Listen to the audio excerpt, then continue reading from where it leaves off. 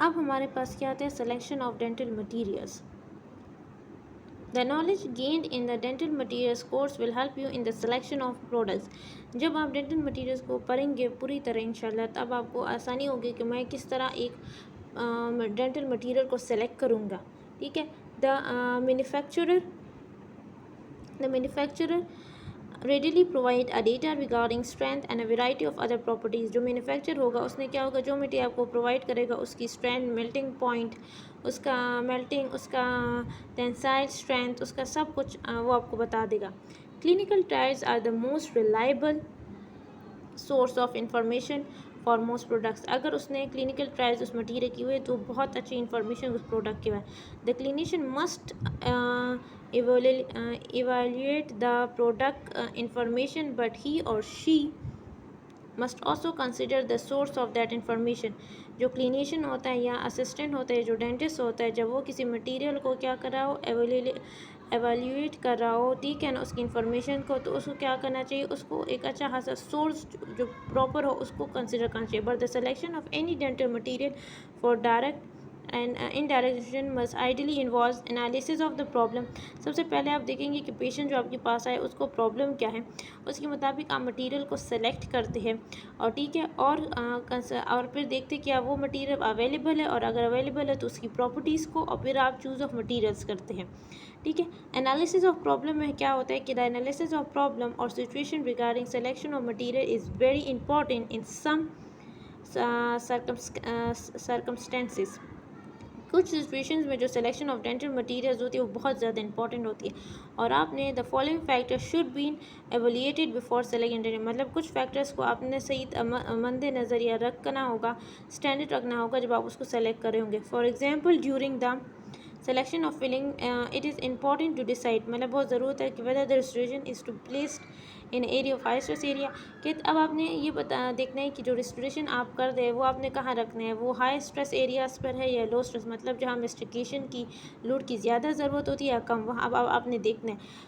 Will it be visible when the patient smile, अब आपने aesthetic second आपने देखना है, ठीक है ना, क्या पेशेंट का क्या है, पेशेंट हमें क्या बोल रहा है कि मुझे एस्थेटिक्स के लिए चाहिए, ठीक है, या उसको मेस्टिकेशंस के लिए चाहिए, या उसको एस्थेटिक्स की चाहिए। इज़ द कैविटी डीप और ग्रुप, या उसकी डेंटल कैरीज है कि उसकी उसने अपनी कैविटी को फिल करना है। Consider of requirements, consideration of the requirements, consider करे फिर रिक्वायरमेंट्स को, ठीक है। हमारे पास after completing through analysis of the situation of problem, now it is possible to develop a list of requirements for a material to meet the need of that situation. फिर क्या होता है कि आपके पास अब पूरा एक लिस्ट आएगी कि मुझे किस तरह मटेरियल चाहिए, ठीक है, ठीक है। अब इसमें आप दो एग्जांपल्स पढ़ेंगे। फिलिंग मटेरियल्स अगर आपका है, if the filling material matches the tooth colour it is able to withstand the moderately high stress areas without fracture, that is what we require from the filling material to be used in both the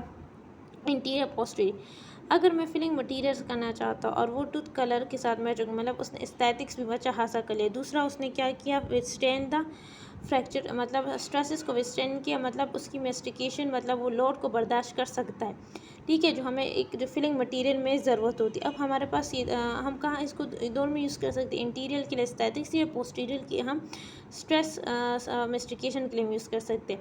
example 2 में हमारे पास ये आता है tooth cavities which is cause by toothbrush और toothpaste abrasion, कि हमारे पास tooth cavities कभी कभार क्या होता है कि हम बहुत ज़ोर से ब्रश करते हैं टूथपेस्ट या टूथब्रश को, बहुत एब्रेजन मतलब बहुत ज़ोर से, बहुत इस तरह बहुत ज़ोर से यूज़ करते हैं। In this case the material used should naturally possess adequate resistance to dentifrice abrasion. अच्छा, इसमें क्या होता है कि टूथ कैविटीज़ में फॉर एग्जांपल अगर वो टूथब्रश या टूथपेस्ट की वजह से हुआ है तो आप क्या देते हैं, ऐसे मटेरियल्स को आप देंगे, ऐसा मटेरियल यूज़ करेंगे टूथ कैविटी में जो क्या करे, रेजिस्ट करे रेसिस्टेंस को डेंटिफ्रास एब्रेशन। डेंटिफ्रास क्या होता है ना, डेंटिफ्राइज कि हमारे पास ये बेसिकली टूथपेस्ट को कहते हैं, ये बेसिकली एक सेकेंड नेम होता है, साइंटिफिक नेम है डेंटिफ्राइज। कंसिडरेशन ऑफ अवेलेबल मटीरियल्स, अब आपने देखना है कि आपके पास जो मटीरियल अवेलेबल वो किस तरह है, ठीक है ना। This step is carried out at 2 levels। The dentist must choose those materials which are present in और इन सर्जरी। मतलब अगर आपके पास वो प्रेजेंट है तो तभी आप उसको यूज़ करिए मार्केट में। Previous experiences with materials is similar in similar circumstances will be major factor which influences it। अगर आपके पास उस मटेरियल का बहुत अच्छा एक्सपीरियंस है तो आपके लिए बहुत आसानी से आप उसको यूज़ कर सकते हैं। मेजर फैक्टर है जो उसकी सिलेक्शन में आपकी हेल्प कर सकता है। फिर हमारे पास क्या आता है ना, फिर हमारे पास operator must use an alternative material या न्यूली डेवलप्ड प्रोडक्ट्स। ठीक है ना। अब ऑपरेटर को चाहिए कि वो मटेरियल जो मार्केट में नए आए हैं या उनको यूज़ करें। ठीक है। So operator should keep himself updated with the recent developments and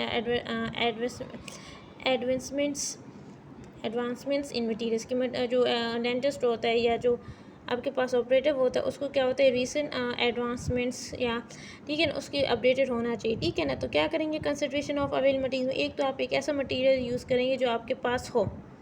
ठीक है।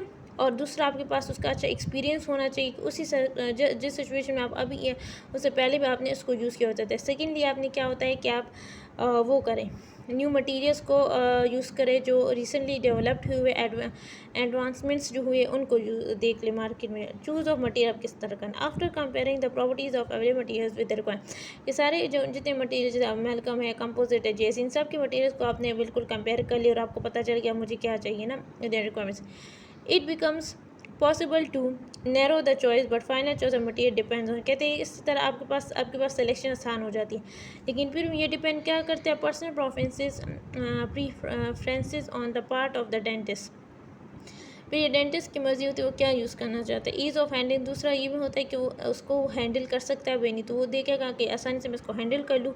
ठीक है ना। उस मटेरियल को अवेलेबिलिटी मतलब वो मार्केट में है या नहीं है। कॉस्ट है मतलब पेशेंट मतलब कॉस्ट कितनी है, क्या कॉस्ट ज़्यादा है या कम है, वो कॉस्ट को भी देखेगा। Thank you. नेक्स्ट में हम इसका पार्ट 2 पढ़ेंगे जिसमें हम इम्पॉर्टेंट टर्मिनोलॉजीज़ इन डेंटिस्ट्री या इन डेंटल मटीरियल्स हम पढ़ेंगे जो आपको बहुत हेल्प आउट करेगा आने वाले चैप्टर्स में जो इंशाल्लाह पढ़ेंगे। ठीक है। Thank you so much.